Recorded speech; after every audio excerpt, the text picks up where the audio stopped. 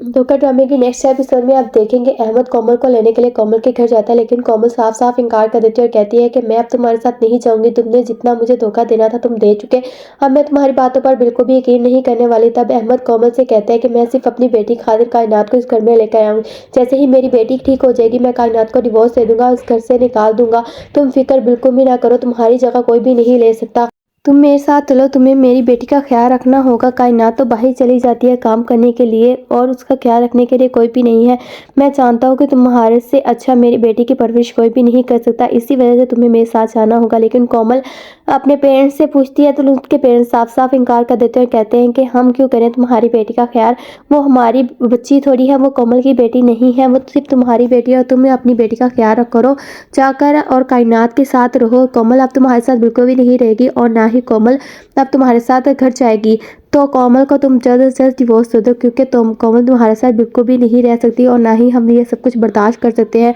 तो तब अहमद कोमल के पेरेंट्स को कहता है कि मैं जानता हूँ कि आप लोग किस वजह से ये सब कुछ कह रहे हैं कि हादी और कोमल एक दूसरे से बहुत ज़्यादा मोहब्बत करते थे, लेकिन कोमल की शादी आप लोगों ने मुझसे करवा दी, इसी वजह से मैं कोमल को बिल्कुल डिवोर्स नहीं दूंगा, वो मेरी पसंद है और मेरे साथ ही रहेगी, जब तक वो जिंदा है मेरे शादी में ही रहेगी और मैं उसको बिल्कुल भी डिवोर्स नहीं दूंगा। तो ये तो कभी हो ही नहीं सकता कोमल मेरे अलावा किसी और की बीवी बने। तो व्यूअर्स आपको लगता है कि अहमद कोमल को डिवोर्स देगा या नहीं, कमेंट करके हमें जरूर बताइएगा। वीडियो अच्छी लगी हो लाइक शेयर कमेंट करना मत भूलिएगा। Thanks for watching my video.